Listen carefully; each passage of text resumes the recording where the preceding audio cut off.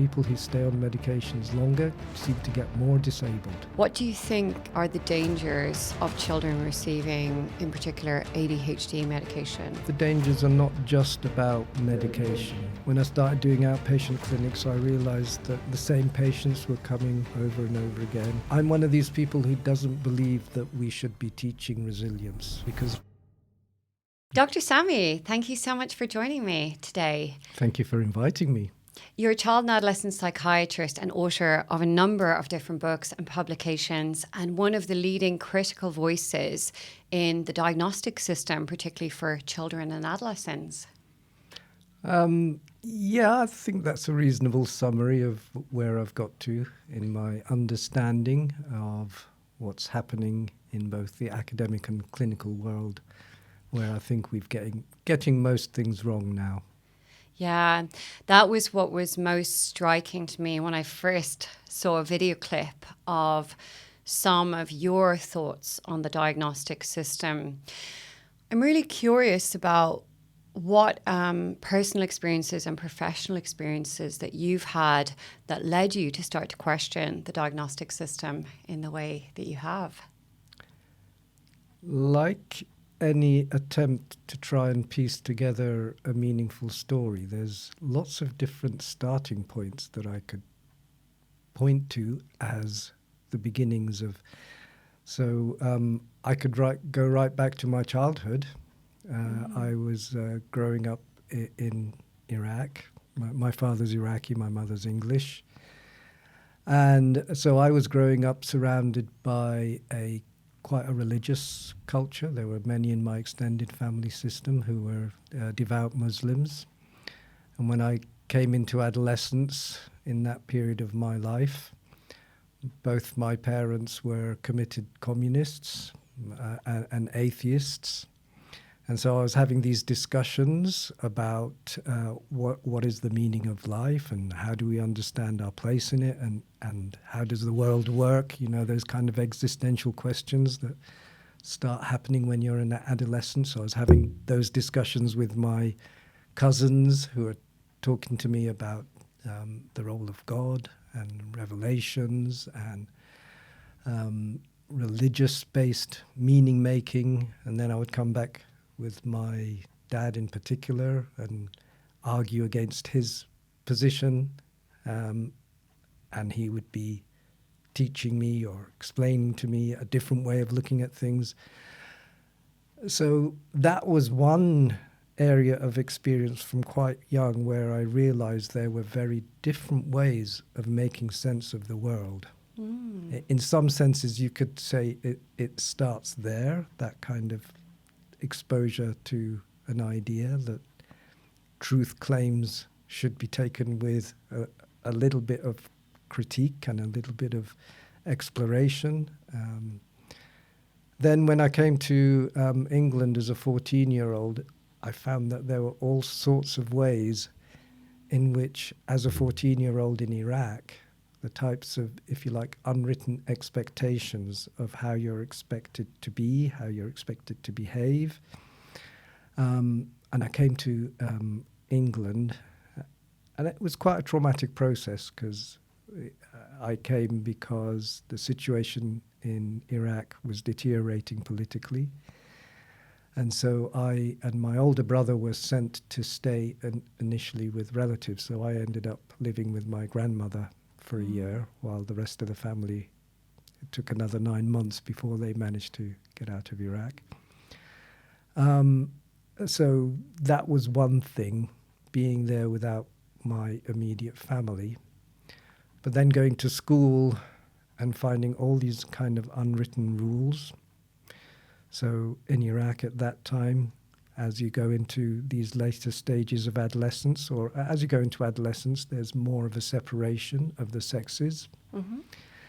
And to be considered somebody who's growing into becoming a man, you spent time with other boys your age, and you didn't show attention towards the gentler sex, if you like. But when I came to England, it was the opposite. You know, to show that you're a man, you had to flirt. You had to show that you were interested in women. Otherwise, you're going to get called all sorts of names. Schools were very different. The classes were much more stimulating. Pupils spoke to teachers as if they were, you know, their uncle or something, you know, so all of these formalities were very different.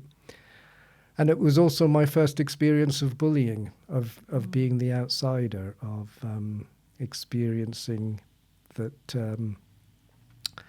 those situations where, if you like, you get labelled in a certain way and it seems impossible to escape. So all of these things, again, that probably sharpened my critical faculties, realizing that people lived their lives according to different expectations, different unwritten rules. There's something about the culture that you live in, about how your life and the meanings and the ways you're expected to behave or think and ultimately feel is very shaped by the environments that you find yourself in. And then when I came into, when I chose to do medicine, I had another experience. So in the fourth year doing the psychiatry placement, what we had to do as a medical student is we had to interview 5 patients, so that it was in the days there was still these big old asylums, so there were people who'd been there for years. Yeah. And the second patient I interviewed, I remember, really struck me as something very, very interesting about her story. So she spoke about, so she'd been in that institution. She was like, I think in her 60s or something like that. And so she'd been in that institution for about 30 years. So I went to do the formal interview, but I just got very caught up in what she was talking about. So she was talking about things that were clearly delusional, talking about these multiple babies that she had growing in this river by a nuclear power station, and how they all take it in turns to come and visit her. And there was like, I can't remember the full details, but something like there was one baby for every day of the year, so a different would visit her, and they were only seen to her. And so it was quite an elaborate delusional system. She's very nice, very approachable, very easy to talk to. And then I went to look at her notes, and I read her history. And the history was something along the lines of she had got married, had become pregnant, and then her husband had died in a car crash, and the baby was aborted soon after that, so she lost her baby. And I think a little later she started presenting with psychotic symptoms. And there was something about this story, you know, an awful trauma, terrible tragedy, losing a baby, so that life just disappeared. And then these delusions that she has these multiple babies who come and visit her and, you know, bring comfort to her.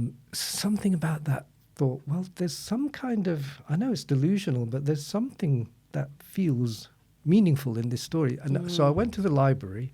It really sparked an interest, and I went through, you know, this is long before the days there were, you could look things up on Google, and I was going through the shelves and looking at what books there, and I came across a book called The Divided Self by psychiatrist R.D. Laing, who was a Scottish psychiatrist. It was in the library, so I thought, oh, that's interesting. I thumbed through it and thought, oh yeah, this kind of looks like the sort of things. And I read it from cover to cover, I think, in probably in 1 or 2 sittings. I found it really engaging. And what you had to do in those days is you had to write up your case history, and then it would get marked, and you had to pass 5 of these types of case histories.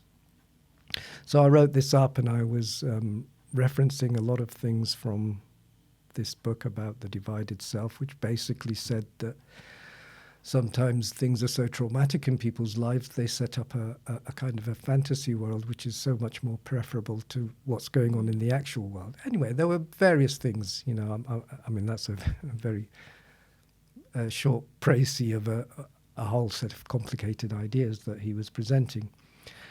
So I handed this, my essay in, and it came back with more or less a big cross through it saying, this is not psychiatry, and leave alone this R.D. Laing. He's not a proper psychiatrist. Wow. And it got me really curious. How is that the case? Why is this... Anyway, I took that at face value and went and, you know, did the more formal things that we were supposed to do and got through. But by then I was already quite curious about, and I had found that as a medical student I seemed to be more interested in sitting and maybe it's a kind of a nosiness or something, sitting and talking to a lot of patients on the wards. Liked having someone to talk to, and I quite liked just talking to people about. So I was already aware that, you know, when you're ill, there's a big psychosocial component to what's happening in your life. So when I finished my house officer year, I wanted to go into psychiatry, and I was interested in psychotherapy, and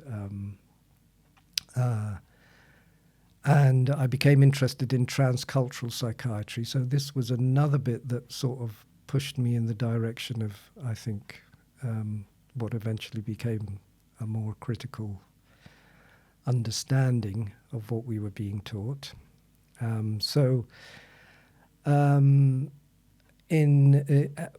came across transcultural psychiatry because, of course, I had that mixed cultural background myself, and the early transcultural literature, transcultural psychiatry literature, was very much a collaboration with anthropology and social sciences. So there were these mixes of trying to make sense of suffering and people's experiences through different lenses, and I found that really, really interesting.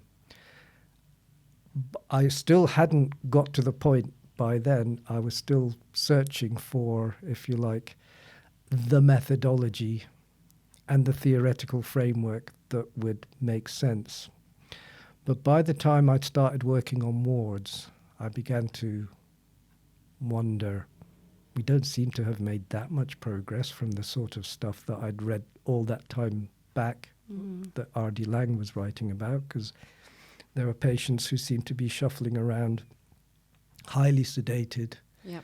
When I started doing outpatient clinics, I realized that the same patients were coming over and over again. All that seemed to be happening is they were cycling through the very limited number of medications we had. Yeah. The lucky ones might get a referral for some therapy. The therapies themselves, some of them were quite formulaic, although I had some really good supervisors, I have to say. Usually the really good supervisors had at least some smattering of psychoanalytic knowledge or systemic therapy knowledge. But the one that I think really set me on the on course to critiquing the current systems was just before that. I originally thought I wanted to train to become a psychoanalyst, so I went into my own therapy, thinking originally that I was doing that in order as part of my training, but it turned out it was just my own therapy in the end. But when I did my first placement in child psychiatry, it just made sense to me, because the perspective in those days, this is why I consider myself almost like a traditional child psychiatrist. In that department that I worked in, the lead consultant, my main supervisor, he was interested in culture. He had a particular interest in Japanese culture, and so he was very interested in how culture shapes the way distress is experienced as well as the way it's expressed. And the perspective was primarily a mixture of systemic and developmental. By systemic, meaning that an understanding that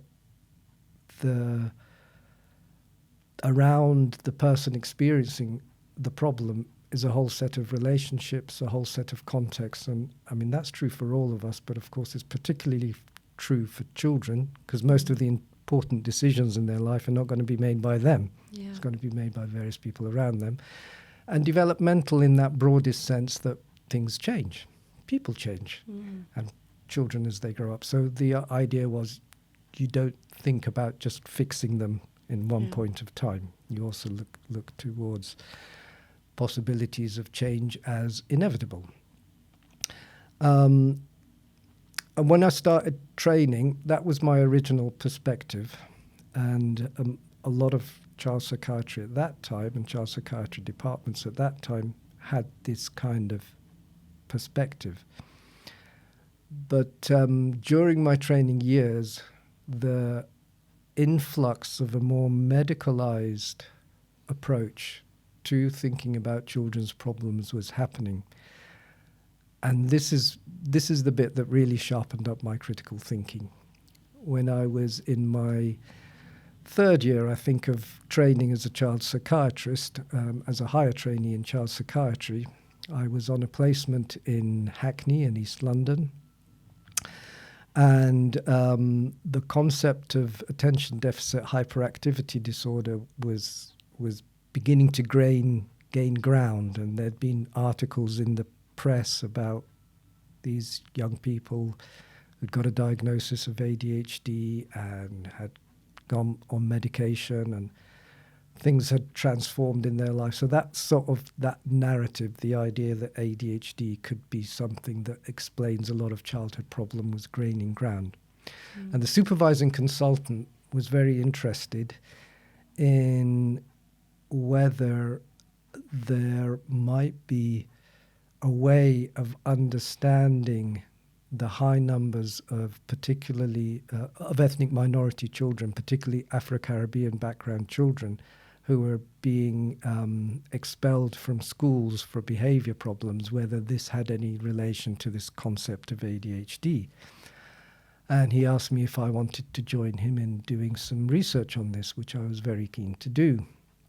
So I was the one sent to do the literature review, something that I'd already had a good degree of practice in by then. So I knew how to go about doing literature searches, collecting papers, reviews, looking at the history, looking at it from different angles. So this was a chance to get to grips with an emerging concept before it had taken root, and to examine its origins.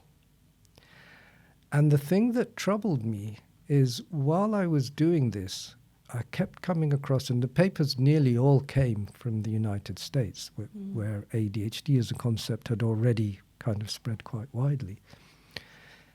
And the thing that kept troubling me was, every time I tried to get to grips with what ADHD is, I had that, that will-o'-the-wisp concept where there's mist and it looks like there's something in the mist, but every time you go and grab it, it disappears. So it was a bit like that. What is this thing called ADHD? And I realized what was going on was what I call upside-down science. Yeah. Because an assumption had been made that there was this ADHD was a thing, and that this thing exists as a natural category. And not only does it exist as a natural category, but it exists internal to the person. So it's not a behavior that's context related. It's internal. And not just internal, but something to do with their neurology, their brain, their nervous system. And I could see no justification, no evidence in the things that I was reviewing that justified such a conclusion. So I could see the beginnings of a cultural story that was coming into this country that was not evidence-based, Yeah. that was promoting a narrative, a way of thinking about a set of problems that, so, the struggles that children are having are real, but now a way of understanding them was being applied before any evidence happened to support that this way of understanding them is based on something that you could say has empirical anchors, has something rooted in the biology, neurology, physical reality of that person. So that was that had quite a big impact on me, realizing how an idea can escape into culture. Yeah. And its origins escape with it. And eventually we start treating it as if it's real. And at that point, we no longer have an idea. The idea has us. Yeah. Wow. You've really articulated that very well in relation to why we're now in this situation where there's so much diagnosis going on and there's so much medication being prescribed to children. What do you think are the dangers of children receiving, in particular, ADHD medication at a young age? There are many potential dangers, and I think the dangers are not just about medication. There are different ways of thinking about the potential harms that might accrue both for individuals, but also potentially at that cultural level as we publicize these kind of stories. So one of the things that I've become aware of is what I call the mental health industrial complex. Yeah. So this is a burgeoning field which doesn't just include medication. Medication is the obvious one because there's a lot of profit to be made by the selling of an idea that you're struggling or your child is struggling. Here, if they just take this pill, everything will be better. There's a very seductive, and that's a very powerful. But then there's a whole host of other things that come along with them, from particular therapies, coaching, books, self-help manuals, apps, toys, educational toys, institutions, journals, magazines. I could go on. Expensive diagnostic reports and assessments. Yeah, exactly. A whole range of products can come along. And so one of the things that happens when that is going on is sociologists have known about the effects of labeling. Yeah. We've spoken about it. We've researched it. We know it has effects on people. People internalize the labels. You know, when I came here as a 14-year-old and I was at school and experiencing bullying, and there were these group of kids who, because in some ways I was the other, that concept of othering. And I'd be sitting in assembly and there'd be kids behind me and they'd be saying things about me. Oh, look at his haircut. What an idiot. They're using stronger words than that. And those sorts of things have an effect on you. You internalize them. Yeah, you find yourself quite, it has all sorts of effects on you. Yeah. And sometimes we think that if we label them with ADHD or autism or depression or anxiety, that this is that these labeling effects don't happen. Of course they happen. You might think there are good effects of labeling, and maybe for some people, at least temporarily, there are. But what is happening when we start to label people is we're giving them a way of understanding what's happening in their life and their experiences, which is focusing on an idea that there's something within them. Yeah. that is not able to function in the way society is built at the moment, or that it's broken, or that shouldn't be there, or needs to be suppressed in some way. We're shifting the idea into something internal. People carry that. People carry that with them, and parents start to think like that, and teachers start to think like that, and so you stop looking at other things.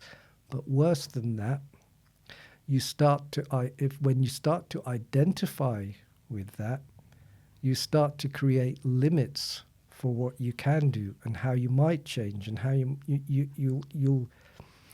We are inviting people accidentally, and usually with very good intentions. This is nothing about the intentions of the people who are doing this. They're trying to help people, you know. Yeah. I'm part of that.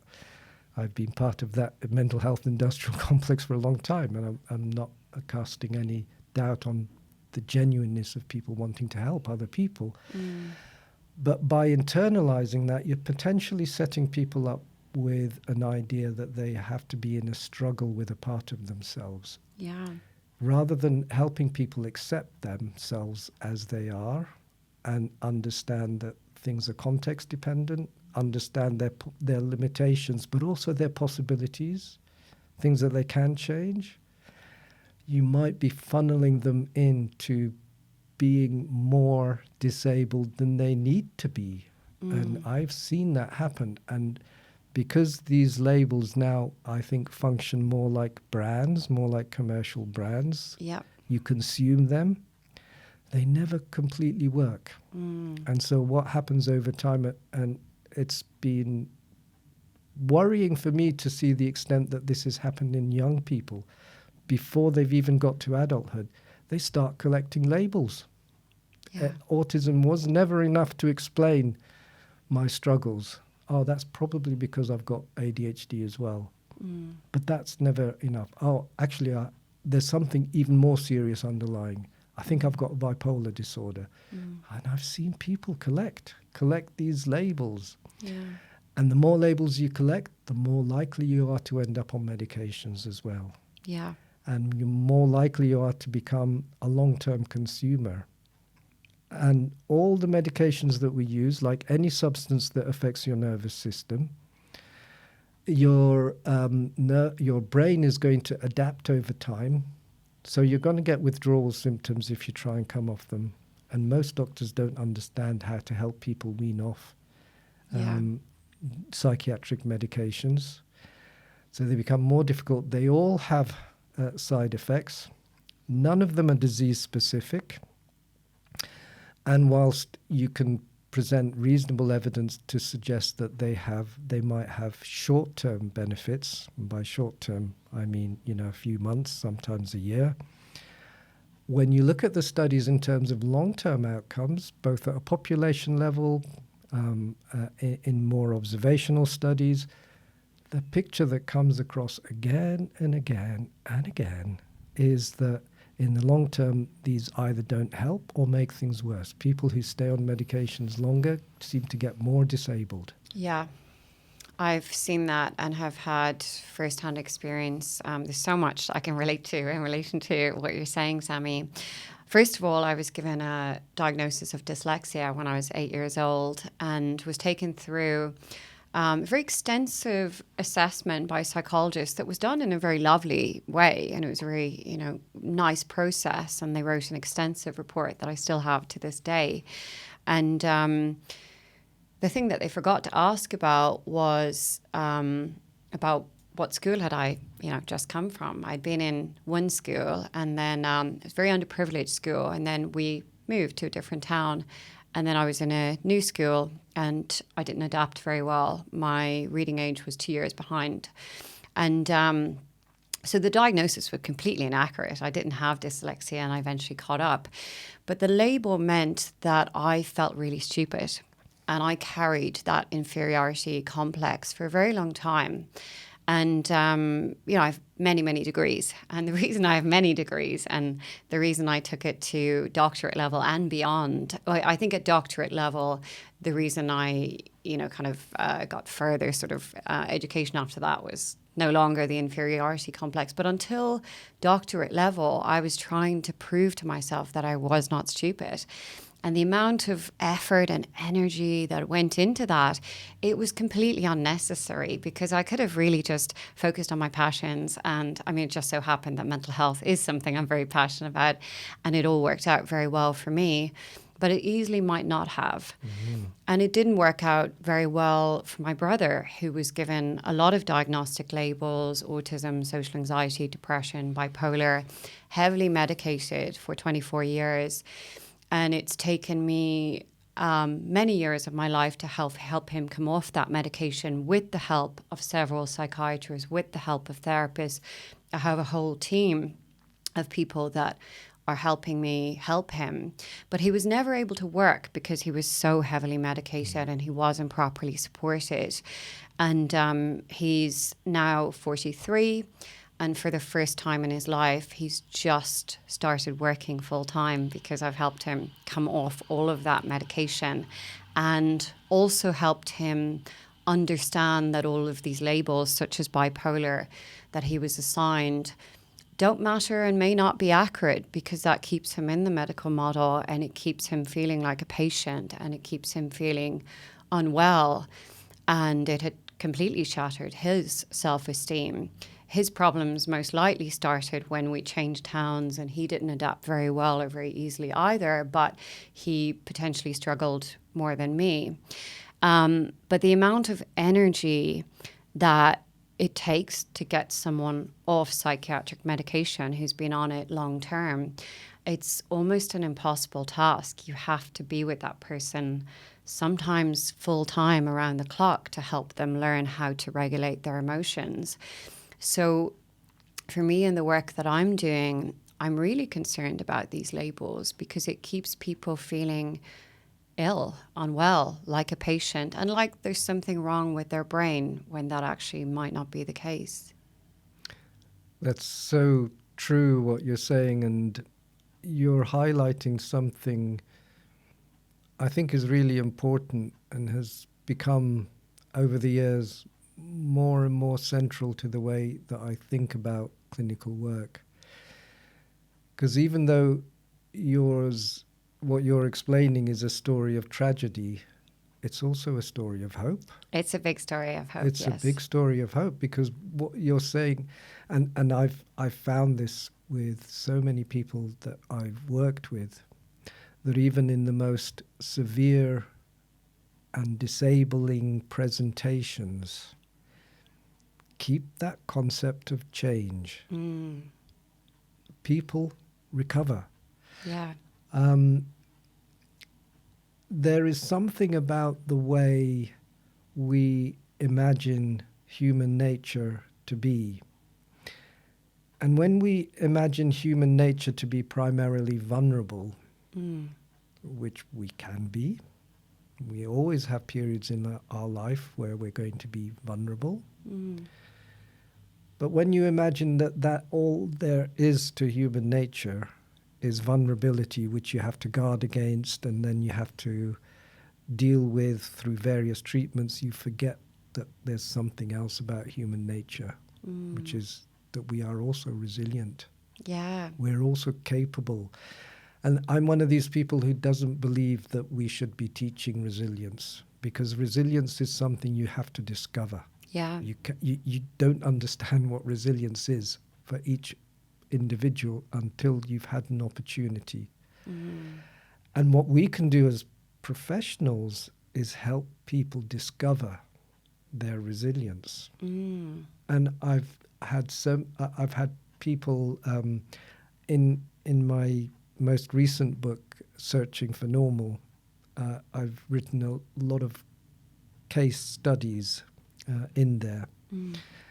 And one of the things that has occurred to me over the years is that pretty much everybody is capable of finding their resilience. And some of the most resilient people I've met are the people who've come to clinic feeling broken, feeling really struggling, having an awful time. and they think they're broken. They think they imagine themselves to be the least resilient, because these are kind of some of the messages that we've put out there, that experiencing emotions is dangerous for a person.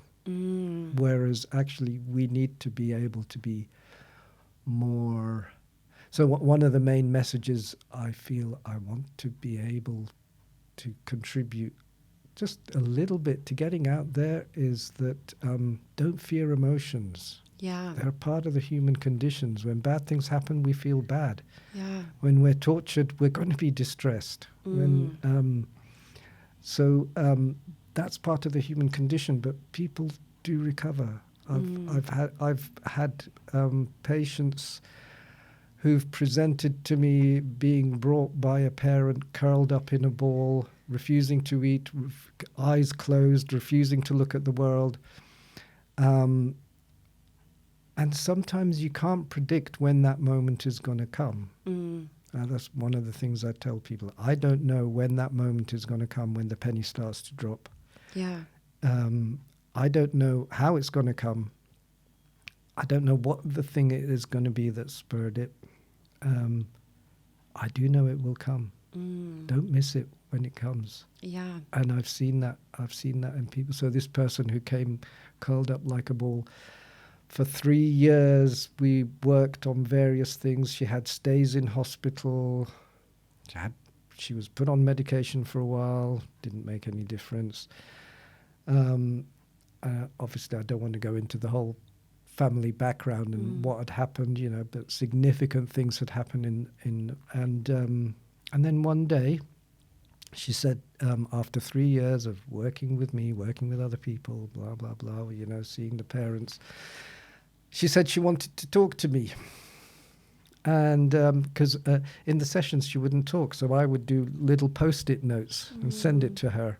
Yeah. Or I would do free association, or I'd talk with the parent, but she would attend. Yeah. She'd be listening. Anyway, she wanted to talk to me, and so she said she basically came and explained what had happened. Yeah. She was finally ready to talk about what had happened. Anyway, years later, the dad contacted me. She'd made it to university. She got on with her life. And one of the things that I think mental health services should be good at doing is helping people get on with their life and get out of mental health services. Sadly, the way we've set them up with this diagnostic culture, we've been inviting them to become long-term patients. Yeah. It's very sad. So these diagnostic labels of autism and ADHD, where the prevalence seems to have gotten significantly a lot more in the last 5 years, what do you think we need to change about that? So many people are being assigned these diagnostic labels. Where would you suggest that we start? There is a simple answer and there's a more complicated one. I've had a rule of thumb in practice, because I've done a lot of supervision over the years, from trainees to other people, team leaders, etc.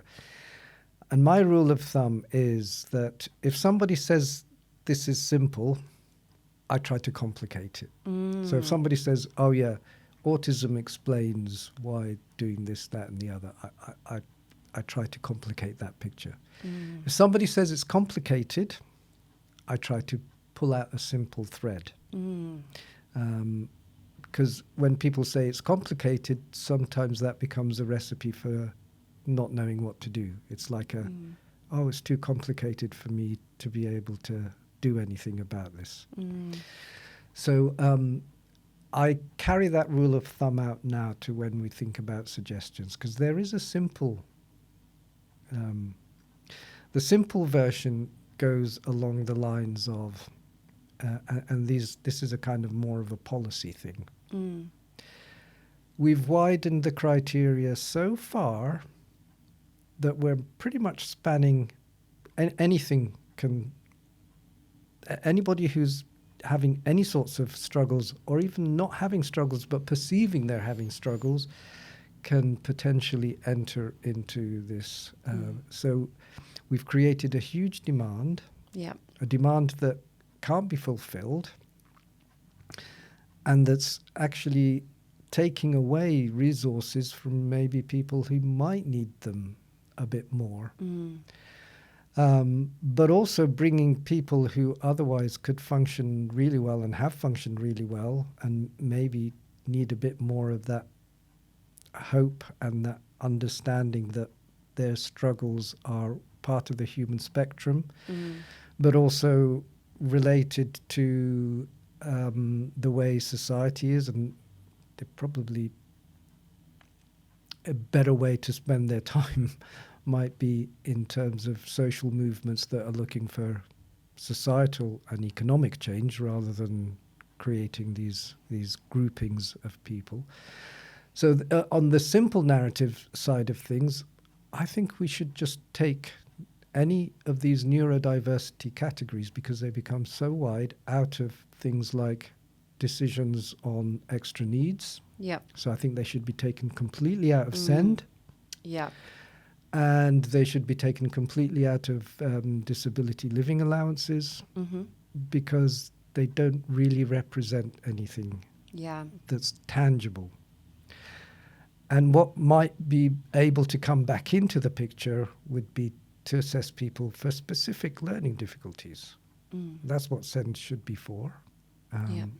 And again, for people who are in the disability system, for people who have conditions that do make it difficult for them to be able to support themselves independently.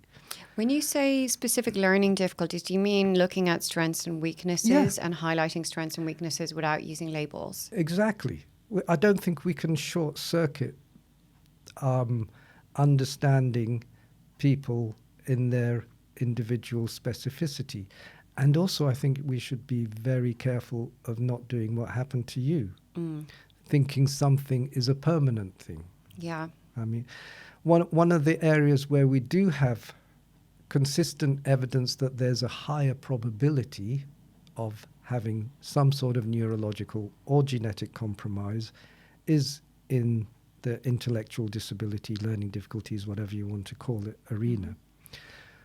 But one thing about the whole area of intellectual disability is that it doesn't tell you what specifically those struggles might be.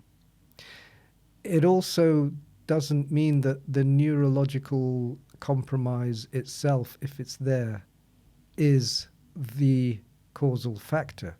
Because people who have learning difficulties are much more likely to be shunned, to experience bullying, to experience exclusion.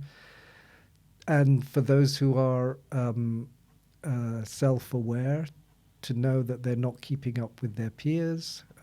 So there are all these other psychosocial issues that come along when you're having, you find it more difficult than your peers to process information, to learn things, to be able to apply things, to have motor difficulties, etc., etc. So, and the types of problems that you might experience don't come under one psychiatric category. You could, you're more likely to experience anxiety, you're more likely to experience difficulty concentrating, you're more likely to experience lack of social, but you're not going to find out which one it is that's going on until you've done this more individualized assessment. So you can't get around that. And so what we've come into now is the other side. So the simple side is take these things out. The more complicated version is, look, you've got no choice other than to take each individual within their context, which is another problem with the whole labeling issue, is we create stereotypes, stereotypes that don't work, and stereotypes that people don't fit into these. We're developing a model of human diversity, which seems to me counter to natural diversity, because we seem to want to pigeonhole people into these categories and pigeonhole their experiences into calling them symptoms. Whereas actually the wonderful thing about human beings is there's no one like you in this world. Just like there's no one like me, we are all marvelously unique. I think that's wonderful. Yeah. That is what diversity is, and you can't get around that. That's the complexity bit. I don't want to be fixed with my identity being just one thing. You know, my identity being about I have a background as an Arab, or my identity being that I am considered a white male in some settings, but I can consider an ethnic minority male in other ones. I don't want because my identity is context dependent. I'm different when I'm in my role as a father or as a husband, as a professional. I mean, but that's the case for all of us, isn't it? If you could rewrite the diagnostic manuals, the DSM and the ICD, how would you rewrite them if you had complete control over how they would look in the future? That's a kind of interesting question, and it's not one I have ever been asked before. I think it's interesting because we, as a meaning-making species, do categorize phenomena. Yeah. And one of the things that we need to understand is that different systems of categorization serve different functions. So a diagnostic system of categorization points to a proximal cause, which is why you can take your computer to have diagnostic tests run to figure out why this program isn't working. You want to understand the cause of it in order to apply the remedy. And most of medicine, but a lot of medicine isn't actually diagnostic, but most of medicine and the medicine that we tend to think of is diagnostic. So when we go to the GP because we've got a cough, we're hoping that they can ascertain the cause of that cough because the treatment is going to be dependent on that. Now, what we have in psychiatry is not a diagnostic system. Yeah. It's a system of categorization based on a description. Yeah. And it's a fundamental philosophical mistake to confuse a descriptive system with a diagnostic one, which is what we've been doing. You can't say my poor attention is caused by ADHD, because that's a bit like saying the pain in my head is caused by a headache. It's just a description. You know, how do you know it's caused by ADHD? Well, I know it's ADHD because you've got poor attention. It's not a causal basis.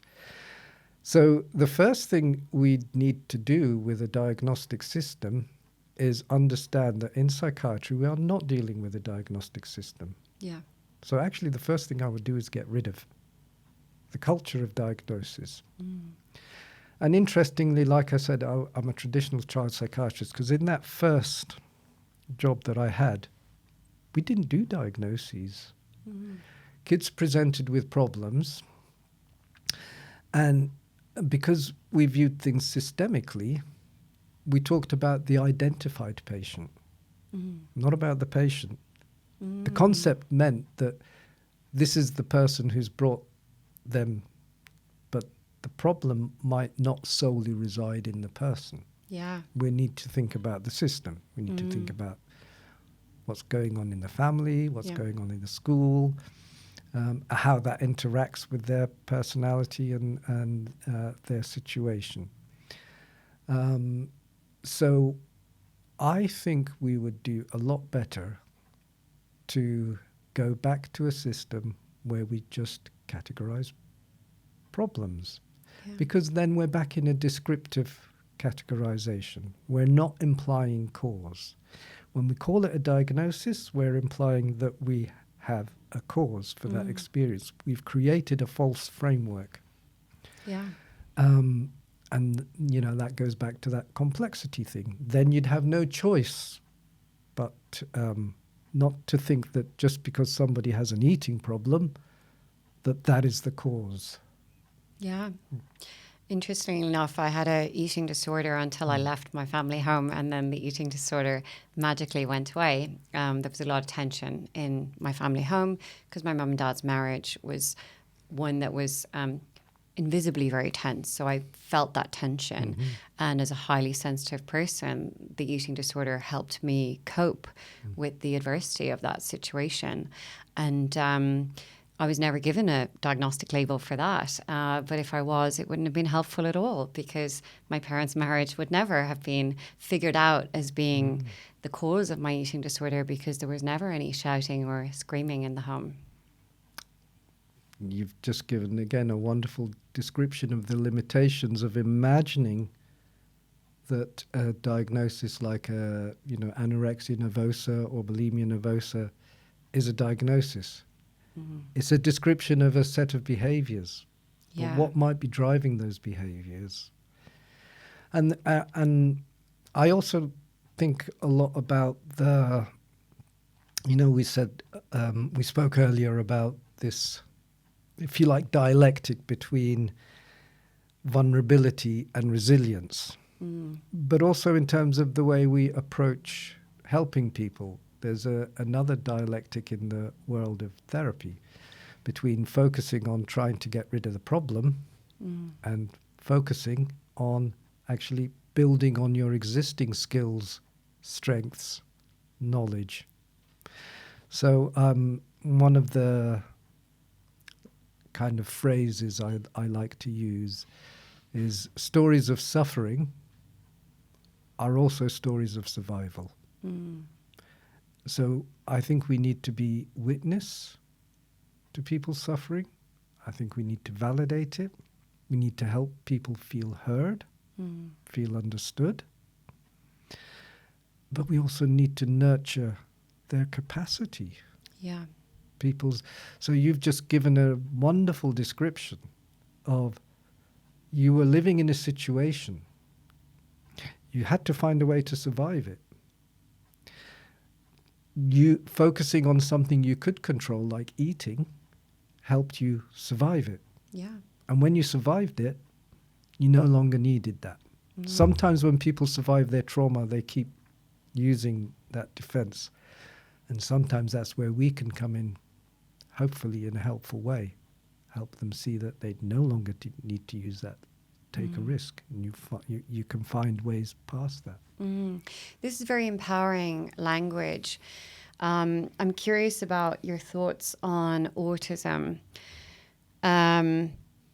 We were once commissioned by the NHS to carry out autism assessments in children, and they wanted a black and white diagnosis, a yes or a no. That was the way the funding worked with that particular trust.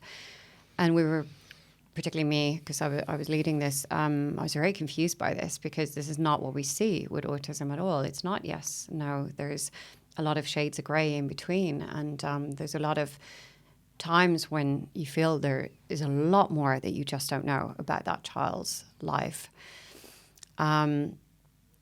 And with autism, I meet a lot of people who are doing incredible things in the world, where their success is phenomenal, and they're not distressed, they're excelling, and that we need their minds to be able to do these amazing things.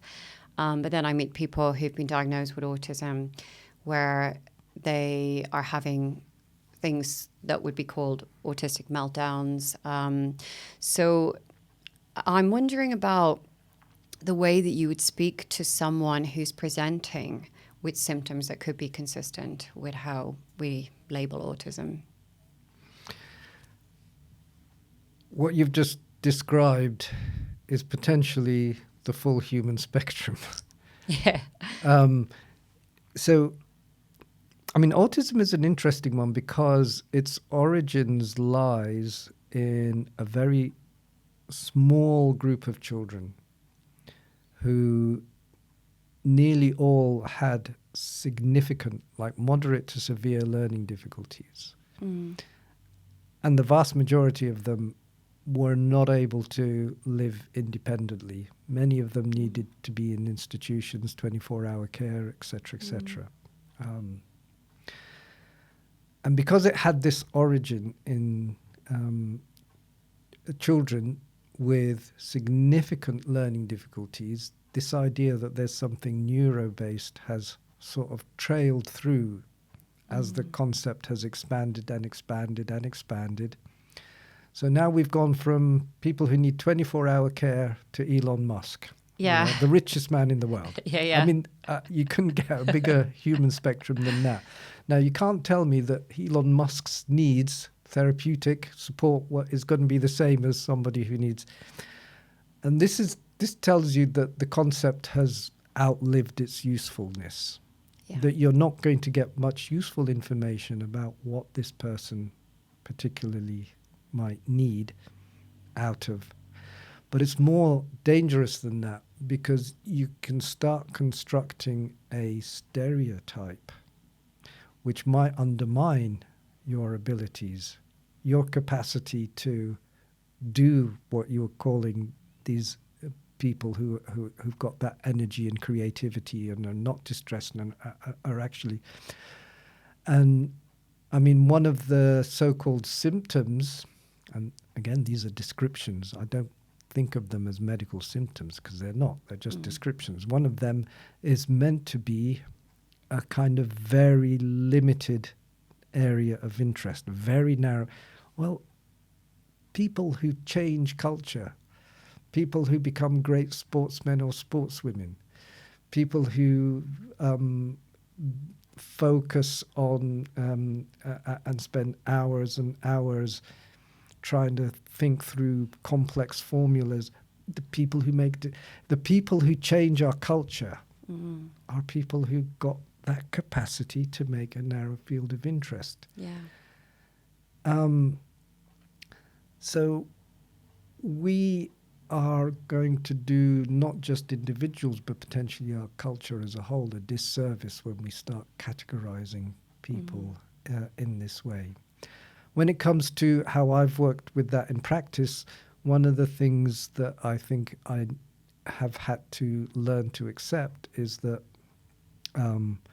the concepts like autism might not be, well, they're not facts of scientific nature, but they are facts of culture. They are a way people talk about things. And so one of the ways I've tried to work in practice is, if that's what people have absorbed, I don't want to, rain on their parade, as it were. But what I do want to do is not be complicit in making this diagnosis as something that is intangible and that will lead to them not being able to do certain things. So I try and bring in the complexity. So move away from this picture that, this is explained by autism. And I've seen really, I think, unhelpful ways in which this categories like autism can be used to prevent people from making therapeutic progress by services. So a classic one that I saw increasingly happening in services that I've worked within or been or become aware of is that people will say, they're experiencing anxiety because of their autism, and therefore there's nothing we can do about that. I've also seen situations where parents become scared of their kids when they get a diagnosis of autism. Wow. So there's this concept which has spread out of the autism construct of pathological demand avoidance. This idea that, kids are going to have meltdowns if you ask them to do something because they can't deal with these certain demands. So I've seen kids who've ended up at death's door because the parents have been advised, to back off, don't get into conflicts, you know. These kids were what in old-fashioned terms we wouldn't use about sensitivities. We just call them fussy eaters. Yeah. I had a fussy eater child who's grown up not to be a fussy eater. A lot of kids are fussy eaters. And so they wouldn't push their child to eat what they needed to eat. And they were, and this became a problem. I remember with one family, it became a big problem in lockdown because they would only eat McDonald's, a certain type of thing from McDonald's. So by going along with this, that child had got less and less. And then McDonald's closed down, and then he wouldn't eat anything. And they were afraid to push this child. So, and in the end, it's about giving parents permission. No, you have to. Yeah. Your child's life depends on it. So I've seen children end up in hospital needing to have nutrition because they'd got so bad in that. And parents were afraid. So you get this kind of upside down hierarchy.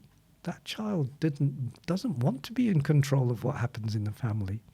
As a child, you want to know your parents have a bit of backbone. Yeah. Because if you're carrying the decision making in the family, developmentally, that's too much power for you to handle. So there are all of these consequences that are that therapeutically I'm rather than challenging the label, I just want to help people not fall into the traps that these labels, the stereotypes that come along with these labels can produce.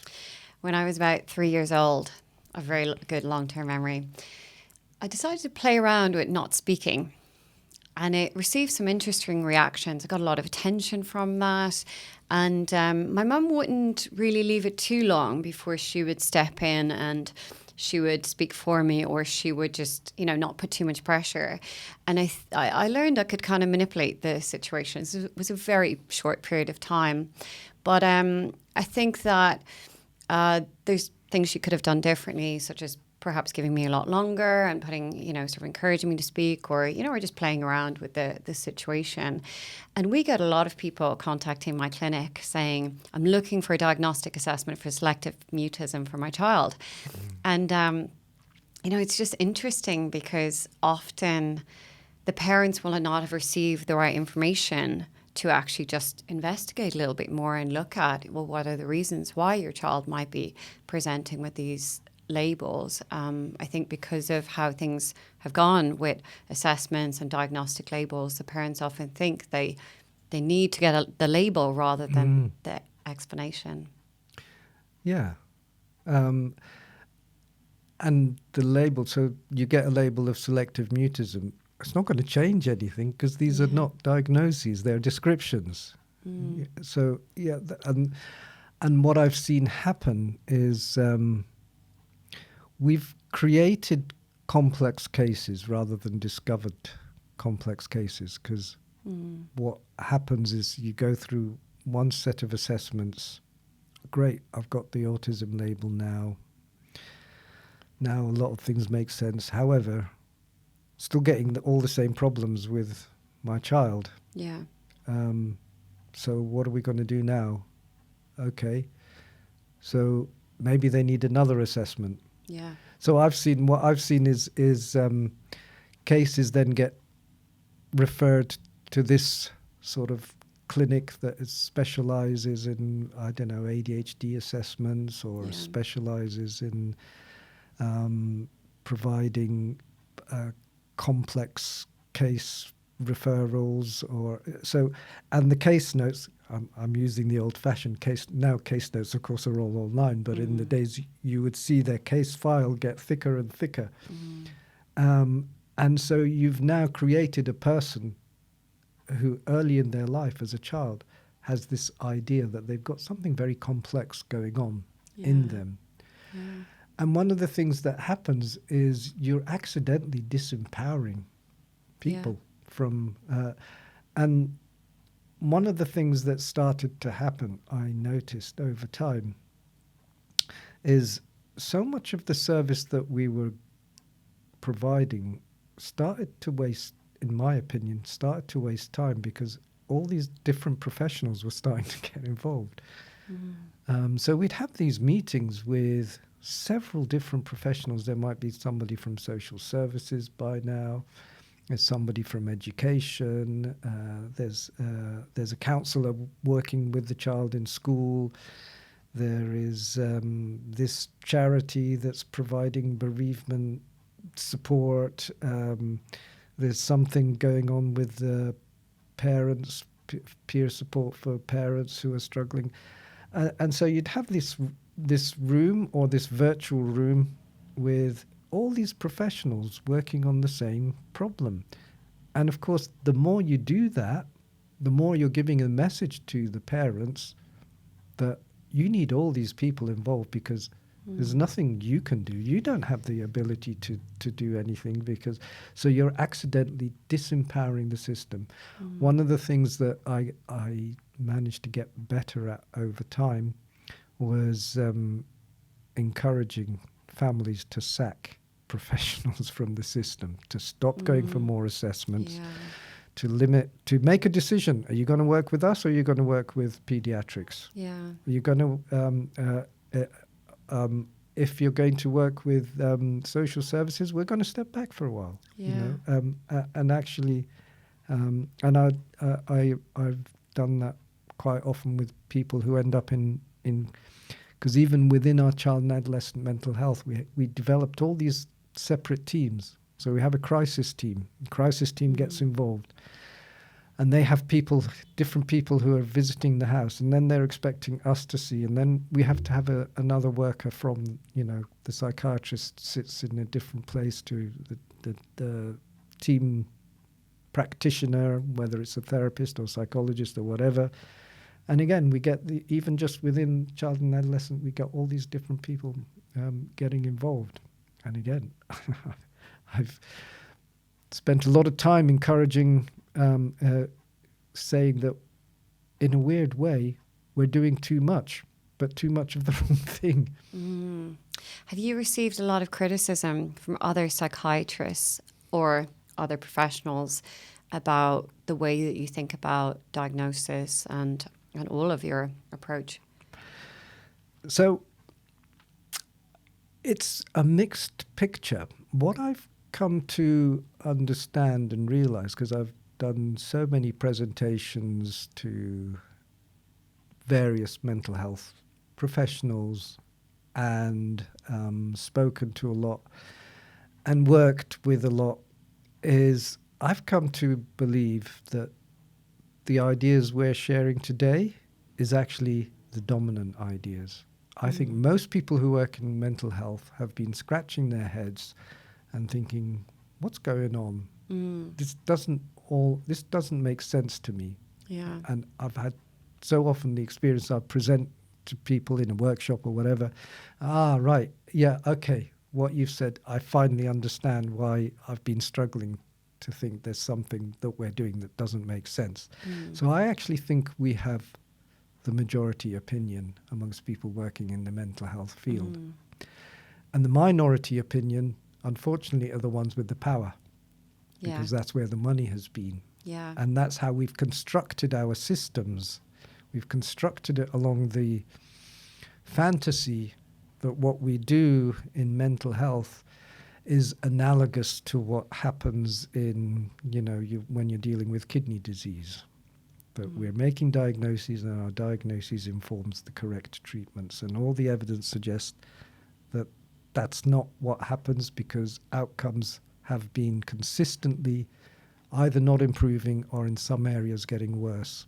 The more people we end up on medications, psychiatric, the worse it seems to be at population level, the larger the gap between the longevity of people with severe mental health problems and the rest of the population. Now, this gap is increasing. It's likely due to the types of treatments that we are giving rather than the conditions that they're experiencing. So, so I think there will come a point where this majority opinion and this understanding is going to mean that the principles on which we build and deliver services is going to shift. So most of the reception I've got has been actually overwhelmingly positive. A lot of people feel that things that they've been wondering about finally make sense. But I have had some pushback, including career-threatening pushback from people higher up in the world of psychiatry.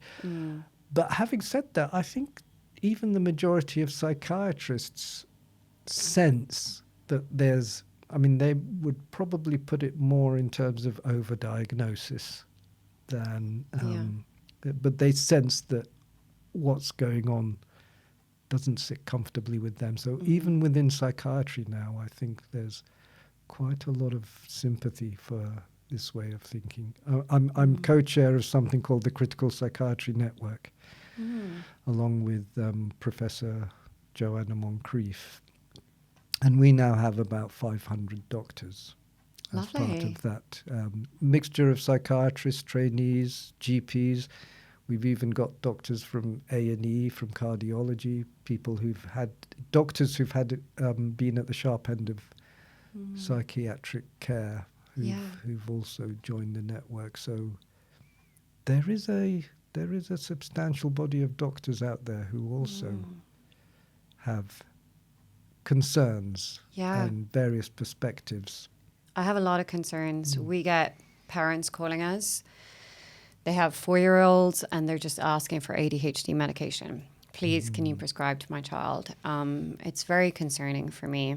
And adults, wanting medication immediately. The demand for medication, the amount of people that are calling us asking for it is very concerning. We do get people who are open to all treatment options, and there is a positive side as well. What are your thoughts on prescribing to young children and the likelihood of them becoming addicted to substances later in life as a result of prescribing to them when they're quite young? Well, you're prescribing substances that if they were being dealt with by a drug dealer, we would they are the same substances. Yeah. I mean, we're talking about amphetamines and amphetamine analogues, which is the main prescribing for ADHD stimulants. They work in the same way as what we would refer to as speed or cocaine. So we're giving children the sorts of substances that we rightly warn people about their addictive potential. But what they do is they raise life functions. So they raise your metabolism. They dull your appetite. They increase your heartbeat. They, over time, will increase your blood pressure. As I said earlier, they can look quite dramatic to people because what happens is the way they work pharmacologically is they give you a kind of tunnel vision. So they make more boring tasks. It make you more absorbed in doing boring tasks. There's this myth that if you've got ADHD, it works in the opposite way that if you haven't. It's not true. They have generic effects. They are not specifically for ADHD. The generic effects is the reason why people take them and they go to raves, because you just get into the music. You get absorbed, that kind of tunnel vision type of effect. There are myths that it makes you more able to achieve things. Well, I think the evidence is that you feel like you're achieving things, but actually you're not. So, I mean, there's been these experiments with people. You give them stimulants and you give them tasks like, I don't know, there's this experiment where you have to load these different things into a bag, and you have to put it into certain shapes before they will, these different shaped things, and they compare people who do it with stimulants and without.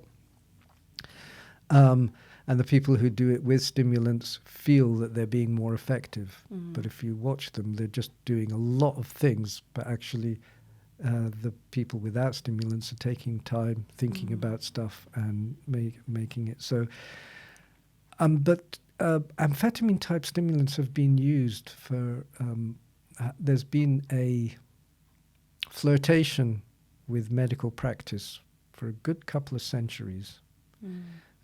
If you go back far enough, Sigmund Freud was into cocaine. He thought cocaine was the best thing, and thought that was a really powerful treatment for all sorts of anxieties and difficulties, concentrating and so on. And eventually he started to become addicted to it, and he changed his mind eventually and realized, no, this is dangerous stuff. So in terms of long-term outcomes, not only are we finding that people in the long term don't function better, there's a lot of evidence that they potentially function worse, but things like raised blood pressure, things like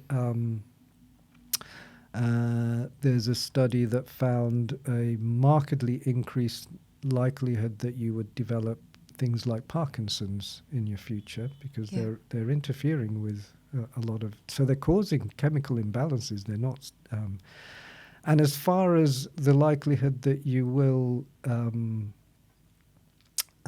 turn to substances in your later life, well, the largest study, which is very rarely talked about, took place many years ago by somebody called Nadine Lambert, who followed a group of about 500 children who'd been prescribed into their late 20s.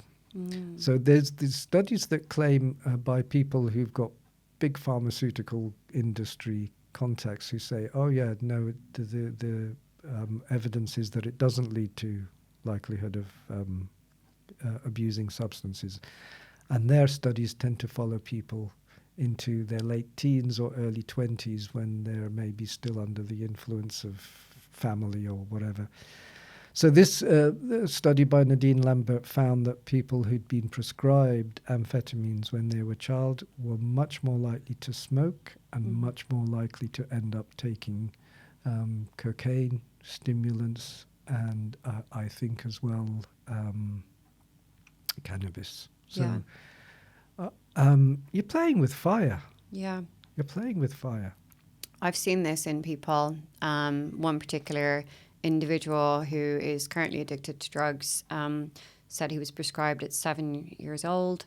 He said he specifically believes it stunted his growth, and he believes, and this is his words. It does stunt growth, yeah. Yeah. He said that he also believes it turned him into someone, it taught him how to use substances, and that's why he compulsively used substances today, and he's in his 40s.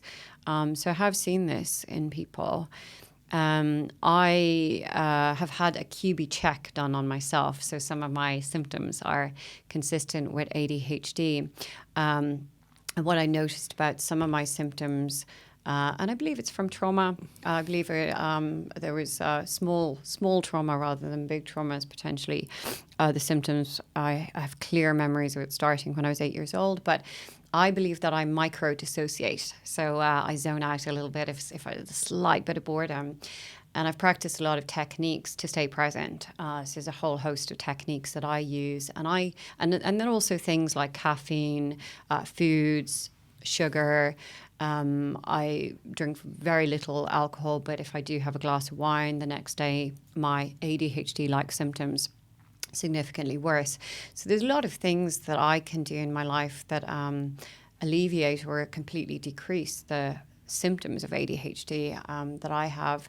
What are your thoughts on all of these natural approaches that people can use to, I guess, in terms of using strategies, but also things that we put into our body like foods and caffeine to decrease symptoms?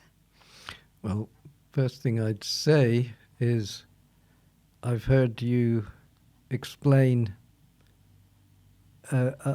a history that led you to all sorts of self-doubt unnecessarily, and then you showed that you have an incredible capacity to concentrate, an incredible capacity to achieve.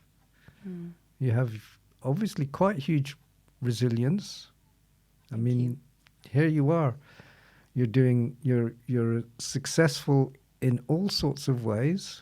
You run this podcast. You're running this podcast because you're well known, because of what you've achieved in your life. So what if you micro-dissociate? You don't need a cure for that. You don't need. There's nothing to be treated. That's what I would say to that. As many people say, sometimes things are just boring. Well, sometimes things are just boring, and the things that I'm going to find boring are probably going to be different to the things that you find boring. So what? So one of the things that I think I'd like to see us as a culture doing less of is, to me, we need to be more accepting of the diversity of human experience in total. And one of the things that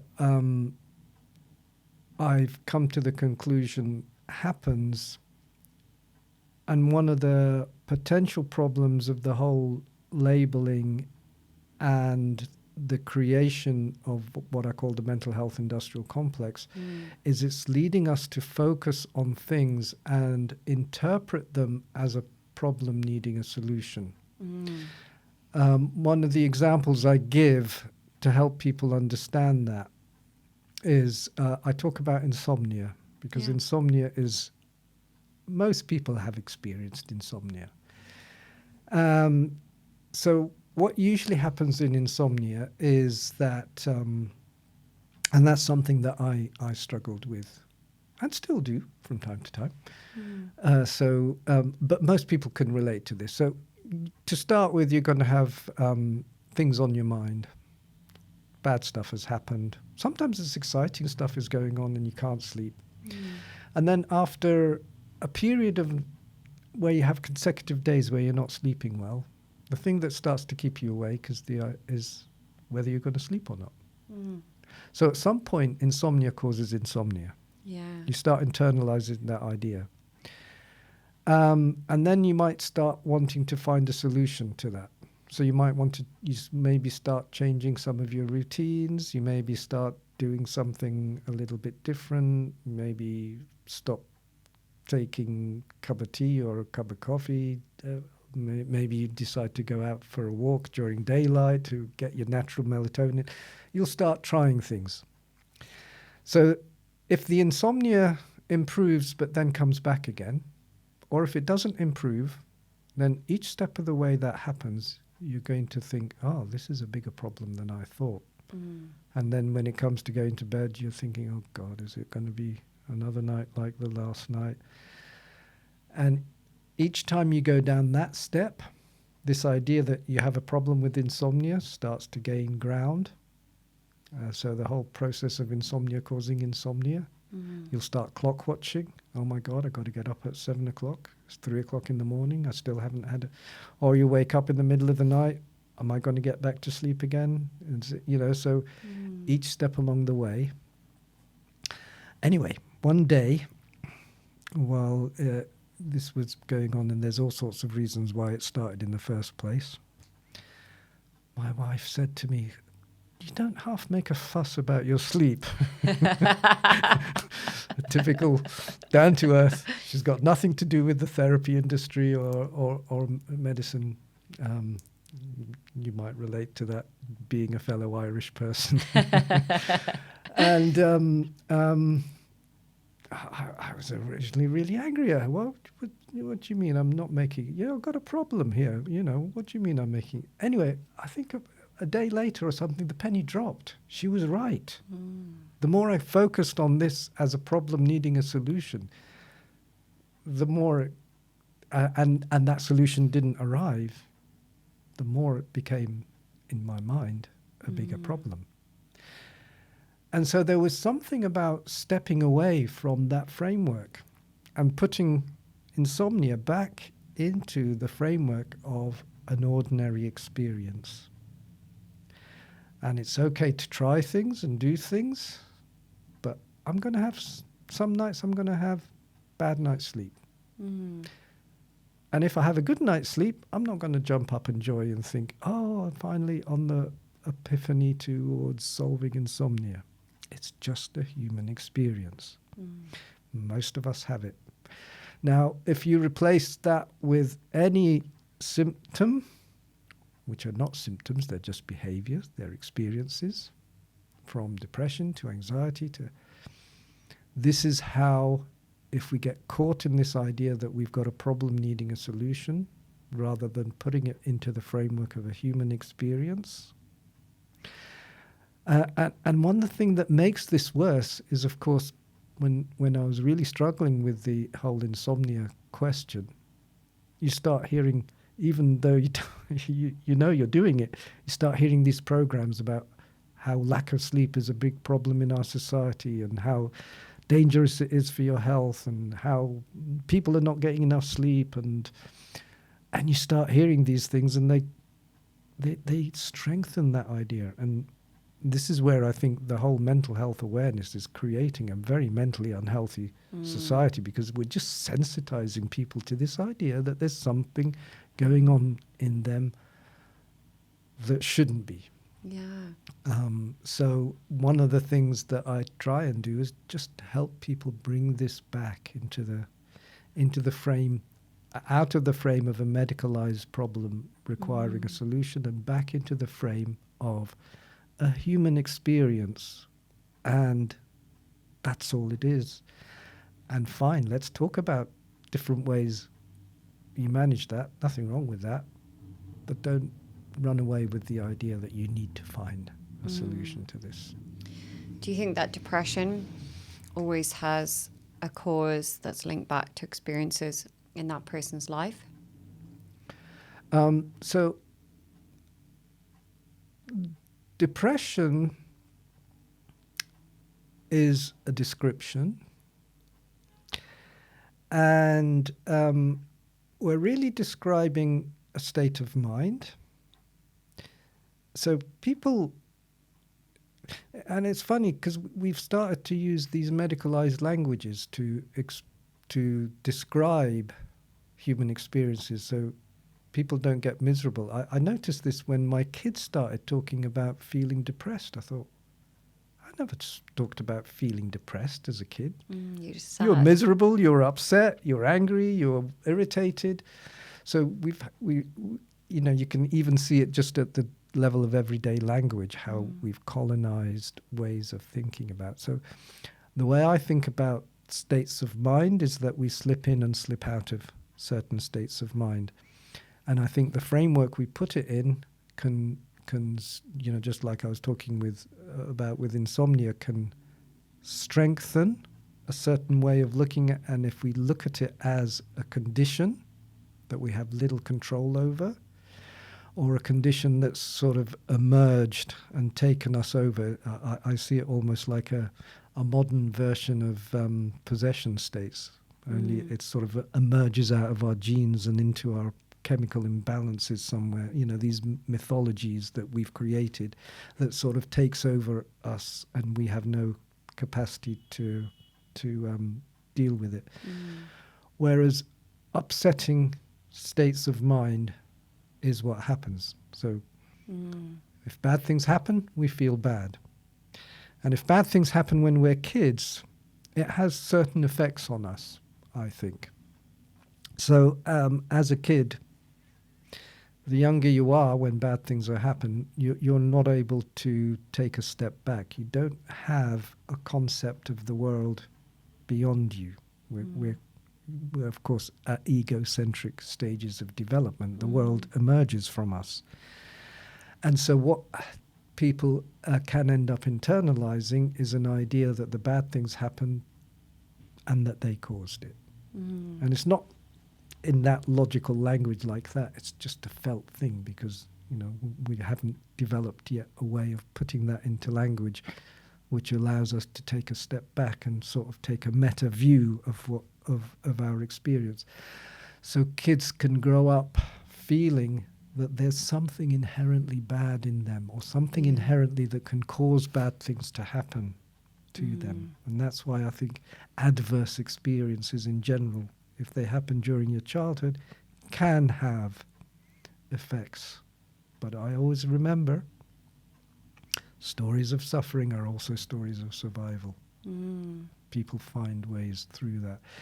And one of the things that I think is most difficult to try and find a way through is when these adversities happen when you're a child and you feel, sometimes almost like a superstitious level, that bad things are inevitably going to happen.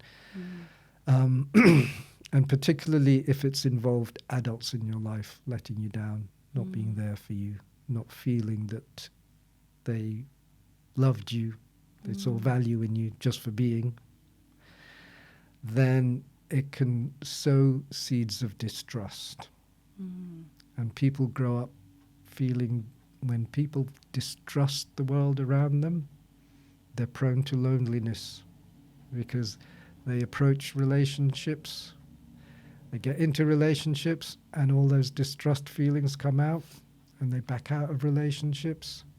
And so they're in this conflict between wanting to be loved and valued, but feeling that they can't be. And so there's that kind of dynamic of in and out of relationships, and a core feeling I'm not good enough, and a distrust of people around you. What about people who report with low levels of empathy, where they report feeling almost no empathy at all, or report no empathy at all for others, but that they really want to change? Let me add something to that. And they've experienced significant childhood trauma, where I'm curious if you think there's neural pathways that have been damaged that can never be rebuilt in an individual. Although they're not manipulating anyone, they've got a lot of control over their behaviours despite the lack of empathy. Yeah, empathy is it's a interesting concept, because do we know how to measure it? Do we know how to understand it? Can we tell? Can we tell what we mean by empathy? I know that's a bit kind of deconstructing it. But if somebody's interested in gaining empathy, that almost suggests that they do. They do have that. Unless... and there's a curious interaction here with... we live in a culture which emerges from an economic system. And that economic system is based on lack of empathy. It's a narcissistic economic system, because it's built around the idea of making profit as the primary. And we have so many things around in our culture which are what you might think of as performance metrics, ways of measuring how you perform. Yeah, and you start young with these performance metrics, and they go on into not just through our educational institutions, but into our workplaces, into audits. Performance metrics are there. And we have got quite involved in developing concepts like emotional intelligence. What do we mean by emotional intelligence, and who is it there for? And that, I think, also fits into another aspect of how our economy has developed, because we've gone beyond the era of industrialization, where you were involved in manual work, and you were alongside your colleagues in manual work. Maybe you had your social clubs or your pubs where you go down and meet and and a lot of their socializing would be within your own, males would socialize with males and so on. Whereas we've shifted to the dominance of service industry. And in the service industry, it's very consumer facing.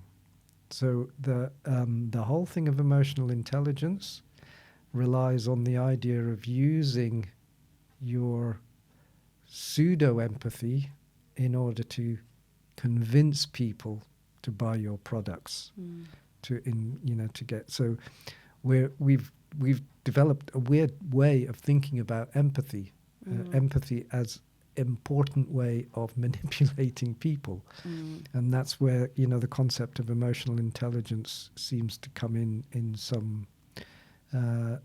some ways in that idea of.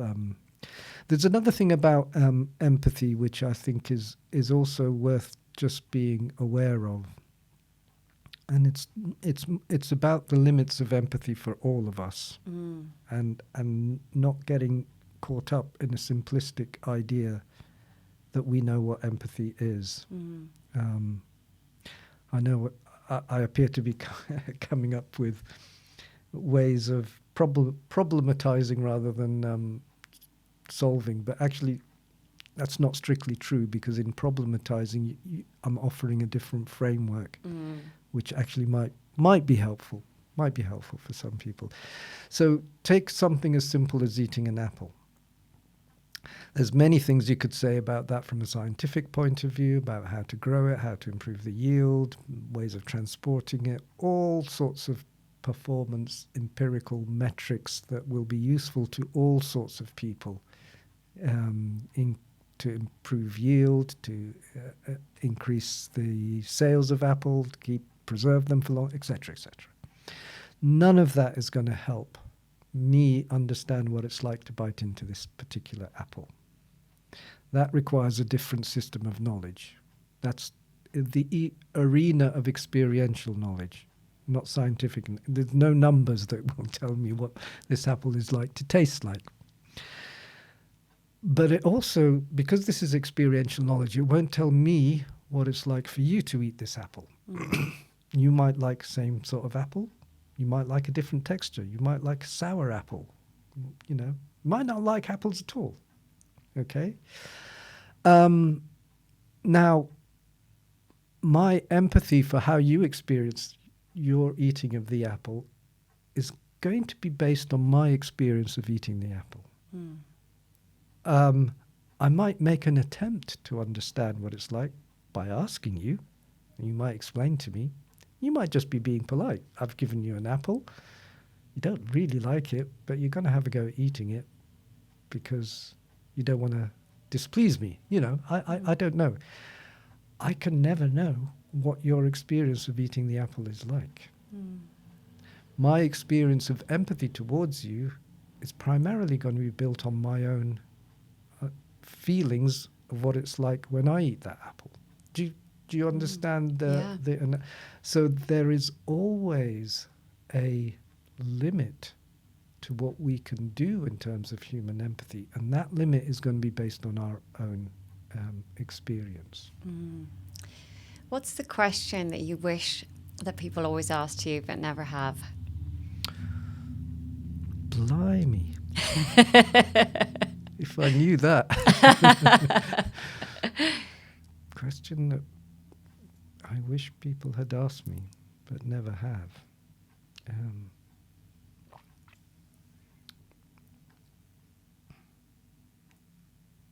I don't really know. I wonder what people have answered to that sort of question. Well, this is your final question. Yeah. So I'd love to hear if there's any final little nuggets of knowledge that you'd love to share with the world. This has been a really thought-provoking conversation. Yeah. I guess what I have become aware of over time is that in the arena of what we're referring to as mental health, the framework through which we understand is so important.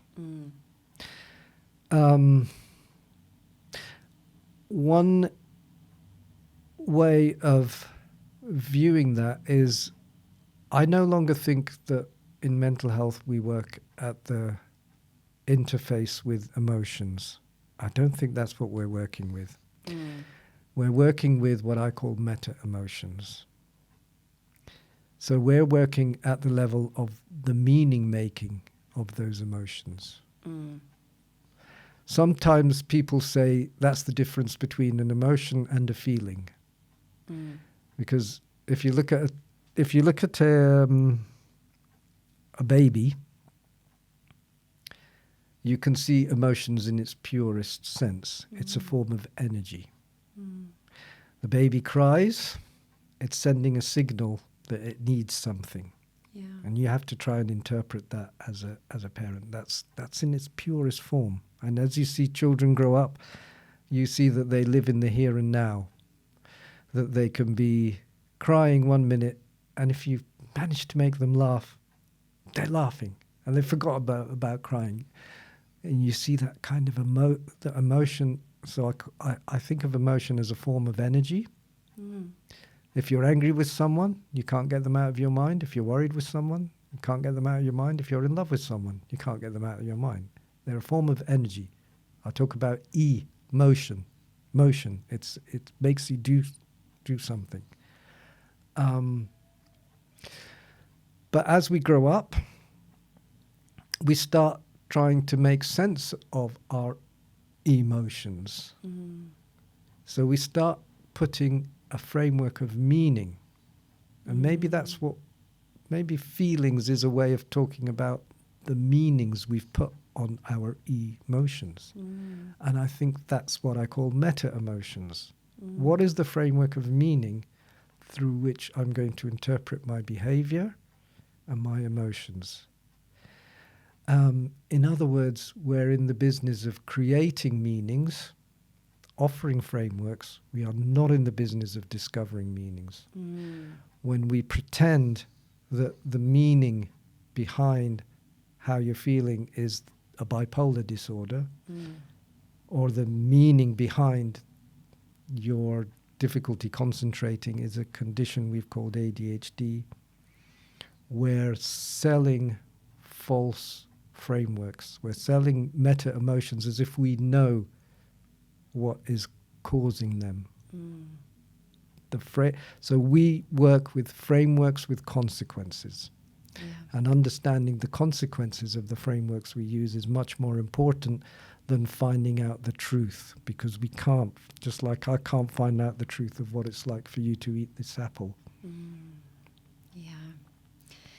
Dr. Sami, thank you so much. This has been an amazing conversation. How can people find you or find out more about your work? I have a website, samitimimi.co.uk. I've recently been encouraged since the publication of my latest book, Searching for Normal, to set up on social media.